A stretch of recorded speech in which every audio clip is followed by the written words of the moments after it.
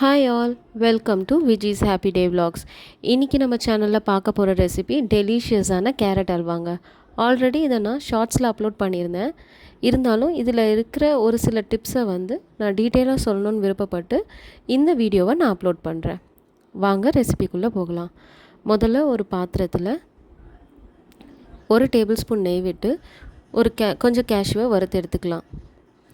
அதுக்கப்புறம் அதே நெய்யில் இன்னும் 1 டீஸ்பூன் நெய் சேர்த்து நம்ம துருவி வச்சுருக்கிற கேரட்டை இதில் சேர்த்து வேக வைக்கலாம்.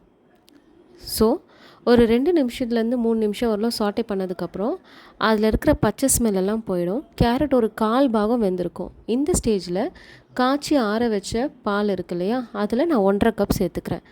இதில் சூடான பாலும் சேர்த்துக்கலாம், காய்ச்சி ஆற வச்ச பாலும் சேர்த்துக்கலாம். ஆனால் பச்சை பால் மட்டும் சேர்க்க மாட்டோம்.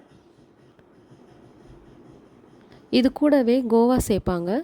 வீட்டில் இருக்குன்னு சொன்னால் ஒரு 20 to 25 கிராம்ஸ் நம்ம இதில் கோவா சேர்த்துக்கலாம். பட் என்கிட்ட இப்போ அது இல்லை. ஸோ நான் வீட்டில் இருக்கிற இன்க்ரீடியன்ஸை வச்சு சிம்பிளாக செய்யலான்னு சொல்லிட்டு தான் இந்த ரெசிபியை நான் அப்லோட் பண்ணுறேன். இப்போ இந்த 1.5 கப்பு பாலிலேயே நம்ம நெய்யும் சேர்த்துருக்கோம் இல்லையா, ஸோ இதில் தான் இந்த கேரட் ஃபுல் அண்ட் ஃபுல் வேகுங்க. இப்போ பால் ஒரு 1/4 வாசி சுண்ணதுக்கப்புறமா கலருக்காக கேசரி பவுட்ரு சேர்த்துக்கலாம். இது டோட்டலாக ஆப்ஷனல் தான். ஸோ இப்போது நம்ம தீயை மீடியம் ஃப்ளேமில் வச்சு தட்டு போட்டு மூடி நல்லா இந்த கேரட்டை வேக வைங்க. எவ்ரி 3 minutes ஒன்ஸ் இதை அப்பப்போ இந்த டிஷ்ஷை கிளறி விட்டுட்டுருங்க. ஸோ இதனால் டிஷ்ஷு ஸ்பாயில் ஆகாமல் இருக்கும். அடிப்பிடிக்கிறதெல்லாம் நம்ம அவாய்ட் பண்ணிக்கலாம். இப்போ பார்த்திங்கன்னா பால் பாதியாக சுருண்டிருக்கும். இந்த மாதிரி பாதி பால் சுண்டி வந்ததுக்கப்புறம் இது கூட நமக்கு தேவையான சுகர் ஆட் பண்ணிக்கலாம். நான் 1/2 கப் சுகர் தான் ஆட் பண்ணியிருக்கேன். இதை அவங்கவுங்க டேஸ்ட்டுக்கு ஏற்றாப்பில் சேர்த்துக்கலாம். ஒன்ஸ் சுகர் சேர்த்து கிளறி விட்டுக்கிட்டே இருங்க. இப்போது டீயை மீடியம் ஃப்ளேம்லேருந்து லோ ஃப்ளேமுக்கு மாற்றிக்கோங்க. பால் பாதி சுண்ணதுக்கப்புறம் நம்ம கார்டமம் பவுடர் ஆட் பண்ணிக்கலாம், ஏலக்காய் பொடி.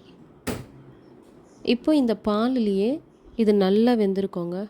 நல்லா பால் அப்சர்வ் ஆனதுக்கப்புறமா இன்னும் 1 டீஸ்பூன் நெய் சேர்த்து நல்லா கிளறிக்கோங்க.